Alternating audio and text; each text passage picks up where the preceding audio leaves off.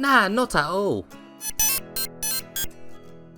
It doesn't matter, Beep. As long as you wear a knight's helmet, you can perform most daily tasks. G'day everybody, let's begin.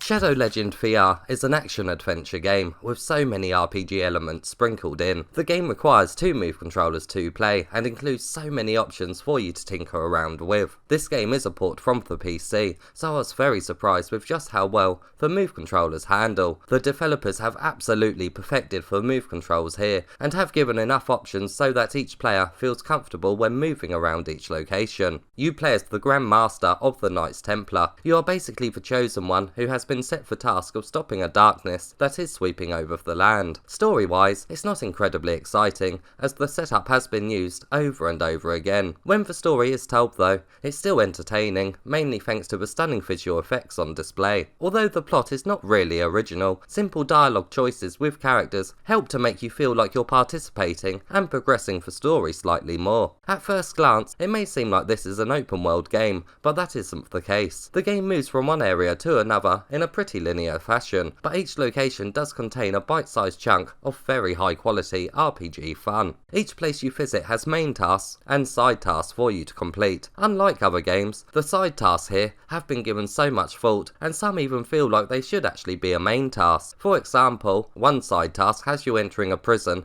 and clearing all the threats inside. Combat is pretty decent, mainly thanks to how many different things happen during each battle. Your melee weapon is found on your belt, and your ranged weapon is retrieved from your back. If you block an enemy attack, it will momentarily stun them, leaving them open to some of your hits. Like most VR games, you can wave your sword around rapidly to take off a few chunks of the enemy's health at one time. But what makes these battles enjoyable is the fact that enemies do have parts that react to your collisions, such as their armour and shields that break off into little pieces. You get gory visual rewards too, as when the enemies are low enough on health, you can chop off a certain body part, and depending on what part you slice, it will have an effect on how the fight continues to play out, as the enemies will continue fighting with their remaining body parts. The final blow you deal is spectacular, as everything goes in slow motion and the removed body sections are physics based, which allows for some disgusting fun. Hidden treasure is absolutely everywhere in this game. You're not only rewarded for searching tight spaces, but also for interacting with things in the world. Most collectibles are physics based, which allows you to obtain them with the use of your weapons. Just being able to interact with things like this just makes it a much more immersive experience. Now you guys know that I am lazy and prefer to play seated. You can just get away with being seated thanks to the inclusion of a crouch button, but every so often you will need to recenter your view. If you want to get all of the coins and treasure in this game without much hassle, you're going to have a much easier time playing while stood. It's worth collecting these treasures too, as they can be sold to merchants for new weapons. You can haggle prices with these characters, and they even know and will complain if you went lower than your first offer. It's extra little details like this that make them even more believable people in this world. Staffs, elemental swords, hand cannons, and a God of War-like axe all make an appearance. The axe is especially cool, as you can fling off the head of it and call it back to you at any time. It's just such a cool action to perform. Some of these weapons you don't even have to buy either, as you can complete mini side activities to obtain them. Once again, you really are rewarded for searching every inch of a location, even places that are high above you, thanks to the ability to climb. The climbing controls work very well, and you can even rotate around something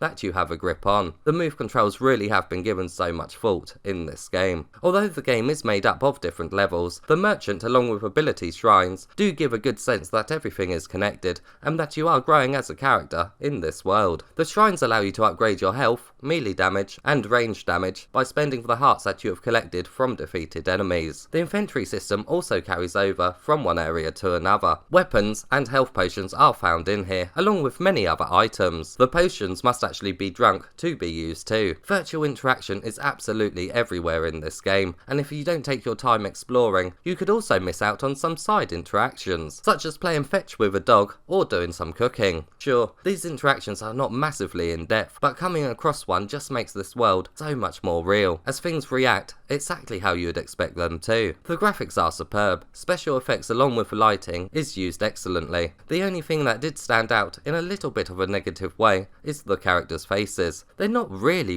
bad, but their faces can be a little creepy looking. Honestly though, I really am only nitpicking, considering how good each of these locations look. Taking them for sights is not only visually rewarding either, as the game's main collectibles, which are runes, could be lurking in devious places. No matter where you're looking, there very well could be something for you to find or interact with. The game took me around 3 hours and 45 minutes to beat, but if you don't bother with the side activities, it could certainly be beaten quicker. The game does come with a platinum, and the trophy list is a brilliant set of challenges. You will need to complete every task in the game, kill a certain amount of enemies, collect every rune, buy every weapon, read every book, as well as do some other actions that you may miss during your first playthrough, such as throwing a bomb back at an enemy. As the game's collectibles can be missed, it may be best to use a guide, but I suggest you do this on a second playthrough, as the sense of discovery would be lost, and that's one of the best things about this game.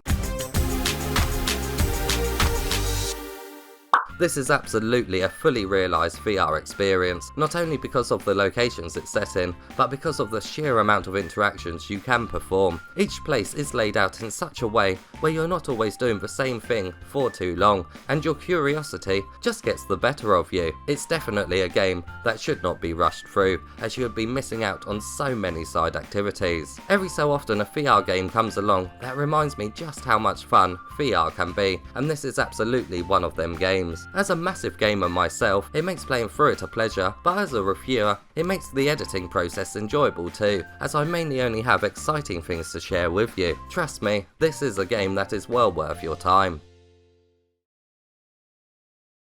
With this helmet on Beep, you can do cooking, play a game of fetch with your pet, search for hidden treasure. Oh, that's a big chalice! And you can even go exploring!